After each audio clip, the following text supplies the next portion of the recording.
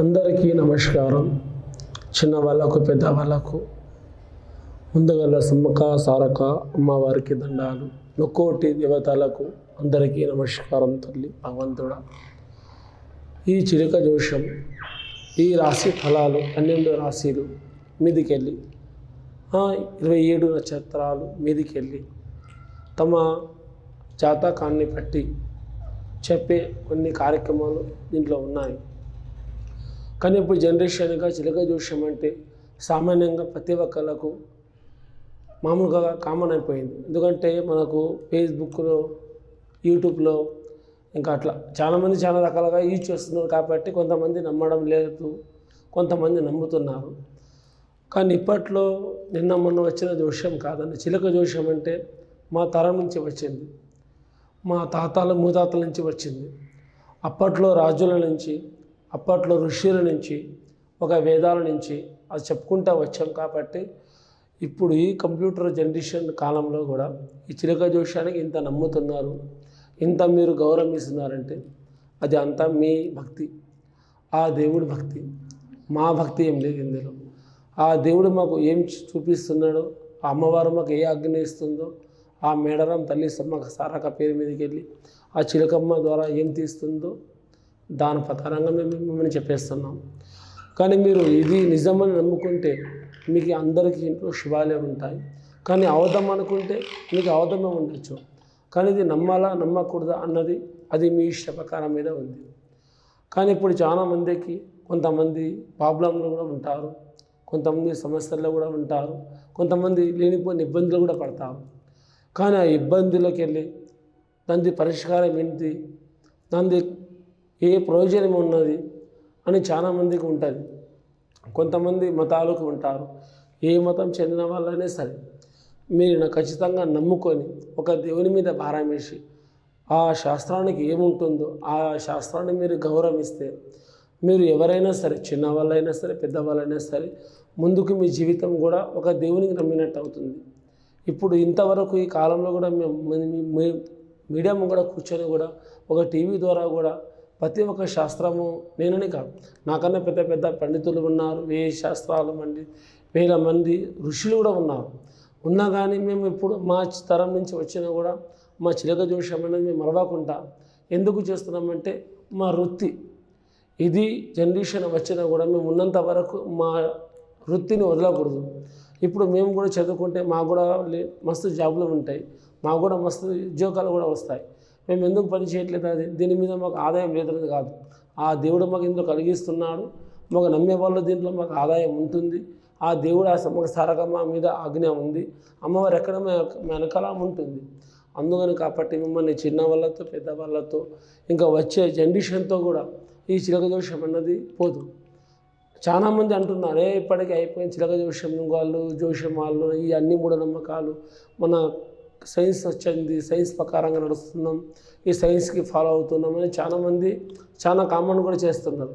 కానీ అది మేమేం పట్టించుకోవట్లేదు. ఎందుకంటే మా ధర్మం మా వెంబడి ఉంది. మేము ఎంత నమ్ముతున్నామో మా భక్తితోటి అమ్మవారికి అంత పూజ చేస్తున్నాం. ఆ పూజ ద్వారా మేము నమ్ముతున్నాం. ఆ చిలకమ్మ ద్వారా తీసిన ప్రకారంగా మిమ్మల్ని చెప్పేస్తున్నాం. అది మేము నమ్ముకున్న వాళ్ళకు వాస్తవంగా భాగ్యం అవుతుంది. కానీ చిన్నవాళ్ళు పెద్దవాళ్ళతో సహా అందరూ, మీరు సైన్స్ పెద్ద పెద్ద చదువుకున్న వాళ్ళైనా సరే, ఉద్యోగాలు చేస్తున్న వాళ్ళైనా సరే, సాధారణమైన కుటుంబం ఉన్నలో జాబు, ఏదో చిన్న వ్యాపారస్తులు, పేద కుటుంబంలో ఉన్న వాళ్ళైనా సరే, ప్రతి ఒక్కళ్ళు చూసి ఇది మీకు నచ్చిందంటే ఇలా మీరు కంటిన్యూగా ఫాలో అవుతే మీ భవిష్యత్, మీ ఇల్లు సుఖంగా ఉంటుంది. మీకు కొన్ని కష్టాలు, కొన్ని చిక్కులు, కొన్ని ఎవరైనా బాధలు ఉన్నా కూడా దాంట్లోకి వెళ్ళి మీరు బయటికి వస్తారు. కానీ మీరు నమ్ముకుంటే మీ మనసులోకి వెళ్ళి రావాలి. ఒకటి చెప్పారు నేను నమ్మడం అన్నది కాదు. ఇప్పుడు నేను చెప్తాను మీరు నమ్ముతున్నారనే కాదు, మీరు నమ్ముకోవాలి, మనసులోకి వెళ్ళి రావాలి అన్నమాట. ఆ నమ్ముకున్న మాట మనసులోకి వెళ్ళి వచ్చిందంటే మీరు ముందుకు వేది చేద్దామనుకున్నా కూడా ఆ దేవుడు మీకు ఆటోమేటిక్గా మీ వెంబడే ఉంటాడు. మీరు కొలిచే దేవుడు కూడా మీ వెనకనే ఉంటాడు. ఆ మతం ఈ మతం అని చెప్పట్లేదు, అన్ని మతాలు ఒకటే. మాకు హిందూ అయినా, ముస్లిం అయినా, క్రిస్టియన్స్ అయినా ఆ 3 మతాలు తమ నమ్మిన దేవుడిని నమ్ముకొని ఆ భగవంతుని తలుచుకొని ఈ శాస్త్రాన్ని కూడా పాటించి మీరు నమ్ముకొని ముందుకు వెళ్ళారంటే మీకు ఎక్కడికి వెళ్ళినా కూడా మీకు ఫలితాలు దక్కుతుంది. కానీ ఇది మీకు సత్యమని నమ్మండి, ఆ భగవంతుని మీద భారం వేయండి, అందరికీ రక్షణ ఉంటుంది. ఆ తల్లి సంపసారక దయ మీ మీద అందరికీ ఉంటుంది. మీన రాశి వాళ్ళ జాతకంలో అమ్మవారు ఏమొస్తుంది, ఏం తీపిస్తుందో దామ్మ చూడు. అమ్మ నేలప్పుడు ఎట్లా ఉంది, ఎట్లా లేదు, వాళ్ళ కుటుంబ విషయాలు, బయట విషయాలు, చేసే పనులు అవుతాయి కావచ్చు. చూడు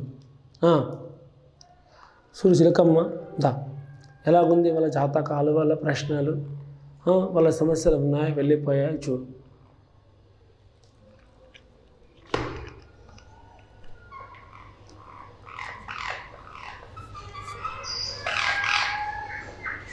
సెప్టెంబర్ నెలలో కట్ట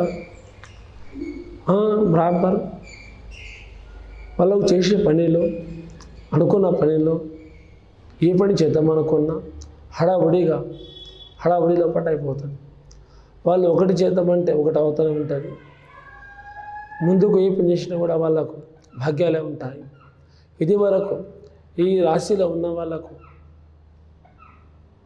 మీన రాశిలో ఉన్న వాళ్ళకు బరాబర్ చాలా చిక్కులు, చాలా కష్టాల మీదకి వెళ్ళి వాళ్ళు బయటకు వచ్చారు. ఇప్పుడు ముందుకు చేసే పనిలో, తమ నమ్ముకున్న పనిలో తమరికి మంచి గడియలు, మంచి టైంలో కూడా వచ్చేసి ఏం పర్వాలేదు. ఆల్రెడీ మీకు ఈ సెప్టెంబర్ నెల నుంచి మీకు పోయిన నెలకి వెళ్ళే శని పోయింది మీకు ఆల్రెడీ. ఈ నెల నుంచి, కొత్త నెల నుంచి కూడా మీకు శని కూడా ఏం లేదు. ఈ ప్రతి ఒక్క రాశి ఉన్న వాళ్ళకు ఈ చివరి రాశికి చివరి శని పోయినట్టు ఆల్రెడీ శని కూడా వెళ్ళిపోయింది. ఎప్పట్లో వెళ్ళిపోయిందంటే మాకు విజయదశమి నుంచి ఈ రాశిలో ఉన్న వాళ్ళకు దోషాలు తొలగిపోయాయి. కానీ కొంతమంది జాతకం ఉన్నవాళ్ళు బాధపడతారు. అంటే చేసే పనులు కష్టాలు, అనుకున్న పనిలో లాభాదాయం లేకపోవడం, బిజినెస్లో లాస్ అవ్వడం అలా ఉంటుంది. కానీ వాళ్ళు కూడా కొంత వాళ్ళ జాతకం ప్రకారంగా చూసుకొని జనమనంకి వెళ్ళి వాళ్ళ జాతకం చూపించుకుంటే వాళ్ళకు కొంత మంచిగా అవుతుంది.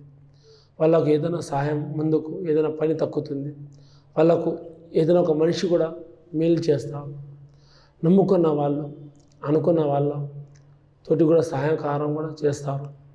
డబ్బులు ఇచ్చేవాడు తీసుకునే వాళ్ళతో కొంచెం చిక్కులు పడ్డారు. ఇప్పుడు ముందుకన్నా ఎలా సాగుతుంది, ఎలా గడుస్తుంది అన్నది కొంత ఆలోచన ఉన్నా కూడా ఆ భగవంతుడి దయ వల్ల సాధ్యం జరుగుతుంది. అనుకున్న టైంకి అవుతుంది, నమ్ముకున్న పని జరుగుతుంది. శాంతంగా పాటించండి. ఇప్పుడు చిన్న వయసులో చదువుకుంటున్న వాళ్ళు కానీ, పెద్దగా చదువుకుంటున్న వాళ్ళు కానీ, పెద్ద బిజినెస్ వ్యాపారాలు చేద్దామనుకున్న వాళ్ళు కానీ కొంత ఆలోచనలు, వాళ్ళు కొంచెం ఇబ్బందులు ఉన్నా కానీ ఆ ఇబ్బందులు, ఆ చిక్కులు కూడా తొలగిపోతాయి, మెల్లమెల్లంగా వెళ్ళిపోతాయి. తమ అనుకున్నట్టు తమ కార్యక్రమం తమ చేయికి వస్తుంది. ముందుకు మీరు ఒక మెట్టు మీరే వస్తారు. కానీ ఈ రాశిలో ఉన్నవాళ్ళు ప్రతి ఒక్కరైనా సరే భయపడాల్సింది ఏం లేదు. కానీ మీ ఇంట్లో మాత్రం బరాబర్ కొత్తగా పెళ్ళైన వాళ్ళు మాత్రం బరాబర్ తూర్పు దిక్కు వాళ్ళ గది ఉండాలండి. ప్రతి ఒక్కరికి చెప్తున్నాను, చిన్నవాళ్ళు కానీ పెద్దవాళ్ళు కానీ. కొత్తగా ఈ సంవత్సరం అంటే పోయిన ఉగాది నుంచి ఎవరికి పెళ్ళి అయిందో ఇప్పుడు వచ్చే ఉగాది వరకు వాళ్ళు కొత్తగా జంటగా పెళ్ళైన వాళ్ళు ఏ రూమ్లో ఉన్నా సరే వాళ్ళ గడప అన్నది తూర్పు భాగంలో ఉండాలి. వాళ్ళకు ఉంటే ఉదయం సూర్యుడు ఉదయించినప్పుడు వాళ్ళు భార్యాభర్తలు శుభం ఉంటుంది. అదే ఒక వేరే ప్లేస్లో వాళ్ళ గడప ఉంటే కొంచెం వాళ్ళు అడ్జస్ట్ చేసుకొని కూడా ఉంటే కొంచెం మంచిది. అది కూడా సొంతం ఇల్లు ఉంటేనే, తూర్పు దిక్కు ఉంటే అది మోక్షం. మామూలుగా కిరాయి ఉన్న వాళ్ళకైతే ఇబ్బంది ఏం లేదు. సొంతం ఉన్న వాళ్ళకే ఇది ఇబ్బంది. కిరాయిగా ఉండే వాళ్ళకు ఏ గడపైనా వాళ్ళకు భాగ్యమే అవుతుంది. కానీ పొద్దుగాల లేచినప్పుడు భార్యాభర్తలు తలస్నానం చేసినప్పుడు సూర్యుడి దిక్కు నమస్కారం, అంటే తూర్పు దిక్కు గడపలేని వాళ్ళు సూర్యుడి దిక్కు నమస్కారం తమ ఒంటి కాలం నిలబడి తమ నమస్కారం చేయండి. తమరి సంతాన ప్రాప్తిలో, పిల్ల పాపాల్లో, ఆరోగ్య విషయంలో తమ ఏ పని చేసినా తమరికి భాగ్యం అవుతుంది. కానీ ఇప్పుడు ముందుకు ఇంట్లో కూడా కొన్ని చిక్కులు, కొన్ని కష్టాలు కూడా చాలా ఉన్నాయి. ఈ రాశి ఉన్న వాళ్ళకు ఏ పని చేద్దామనుకున్నా ముందుకు రాకపోవడం, ఇంట్లో డబ్బు వచ్చినట్టు ఖర్చుల పాలు అయిపోవడం, ఇంట్లో కుటుంబంలో లేనిపోయిన ఇబ్బందులు, చిక్కులు రాకపోవడం చాలా వస్తూనే ఉంటాయి. ఇలాంటి చిక్కుల్లో, ఇలాంటి బాధల్లో మీరు బయటికి వెళ్తే మీరు జయమవుతారు. వాస్తవంగా మీరు మేలవుతారు. దీంట్లో మీరు టెన్షన్ పడాల్సింది ఏం లేదు, భయపడాల్సింది ఏం పని కాదు. మీరు దేవుడి దయ వల్ల మంచిగా అవుతుంది. చదువులో కానీ, విద్యలో కానీ, ఆరోగ్య విషయంలో కానీ, మీరు ఇంట్లో పెద్దవాళ్ళతో చిన్నవాళ్ళతో కొంత మీరు చూసుకొని మీ జాగ్రత్తగా మీరు పాటించండి. ఆ భగవంతుడి రక్ష మీ ఇంటికి, మీ కుటుంబానికి, అందరికీ క్షేమంగా ఉంటుంది. అందరికీ నమస్కారం.